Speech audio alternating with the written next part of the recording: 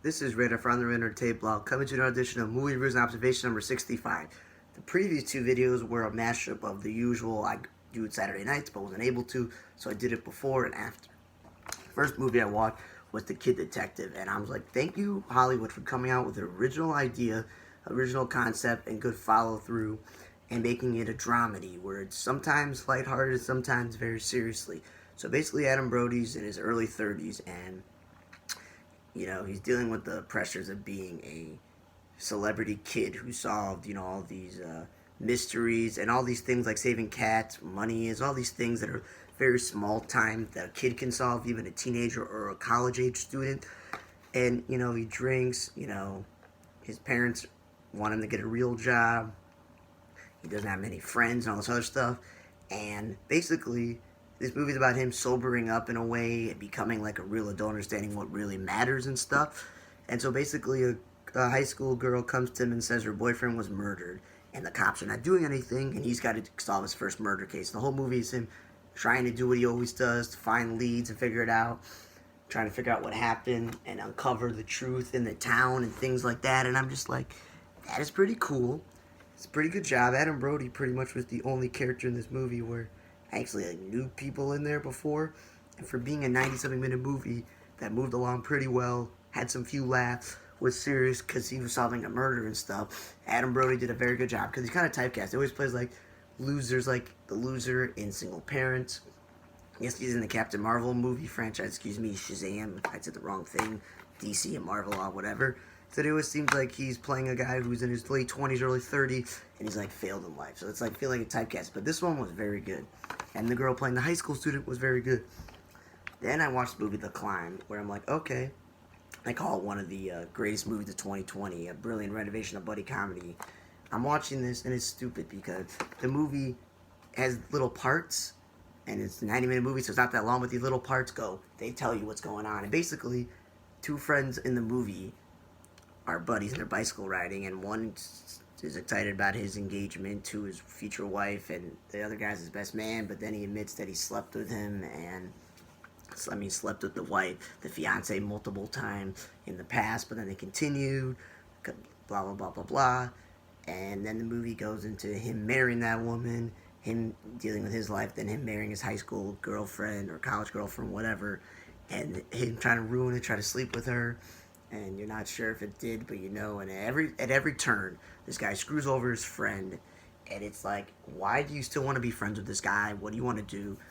The cinematography was horrible, the editing was horrible, the acting was horrible, the script wasn't that great. I don't know why George Wendt of Cheers fame wasted his time being in this really horrible, horrible movie where these guys are basically playing themselves, a fictionalized version, and there's a lot of, foreign aspects in the movie that were confusing, and it's just like, this was just a train wreck of a movie, and I don't know why people are saying it's good, either the critics or the fan reviews of Rotten Tomatoes, because I'm not just alone. I watched this movie with a friend, and he thought this movie was horrible, and it was like over the top, trying to be stupid, purposely being stupid and horrible, and I'm just like, yeah, I don't understand why The Climb was worth it. Then, I watched the movie Beckman, and this is like a guy who's a gun for hire, who gets out of it, finds a church. He eventually mentors and becomes the next preacher of the place. And he tries to save a girl that he's friends with the guy's daughter and stuff, and turns her life around.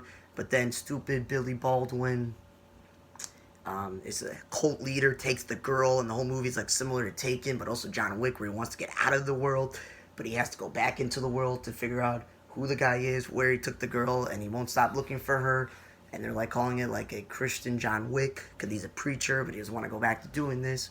And overall, for 90 minutes, it was a great movie because you don't know the lengths he goes through and all the old connections he's got to deal with and people trying to kill him and stuff like that.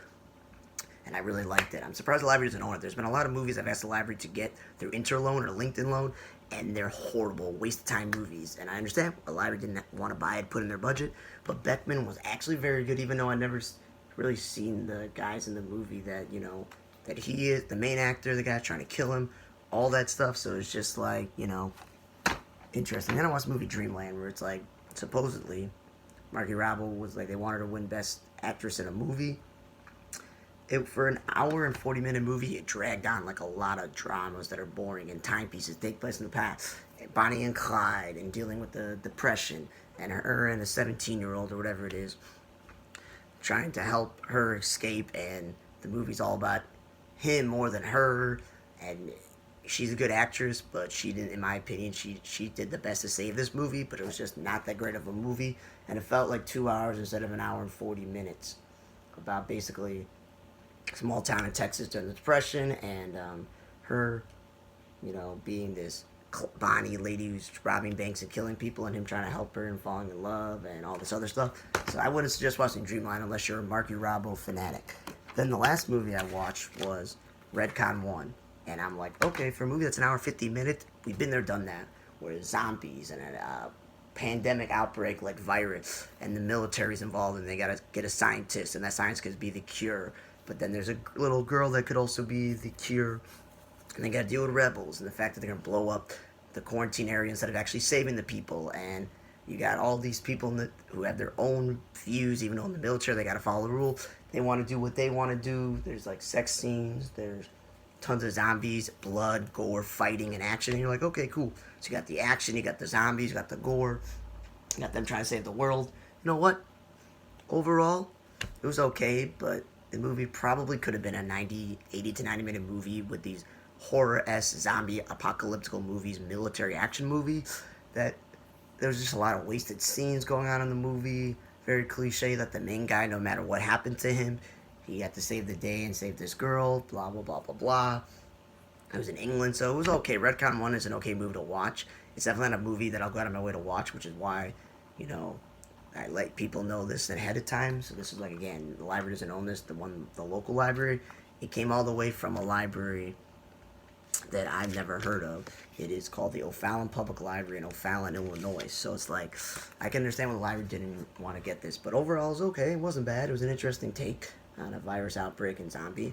Dreamland, sorry, Marty Robbo, not great. Beckman, I really don't know why the library didn't get this. It was great. The Climb, don't know what the critics thinking, don't know what the fans are thinking. It's one of the worst movies I've ever seen in my life, and I'm talking about just how bad it was, the acting and the writing. I'm talking about the cinematography, the editing, the weird aspects in there. And then I think the best movie I watched this week was The Kid Detective, because of the blending of dramedy and comedy, and Adam Brody really selling it and being an original idea, because there's too many movies that don't have original ideas. Beckman is not an original idea because it said John Wick and other people, but for the most part, Beckman and Kid Detective are the best movies I watched this week. Thank you for listening to another edition of Movie Reviews and Observations, number 65. For On the Radar Tape Blog, I'm Raider. See you guys next time.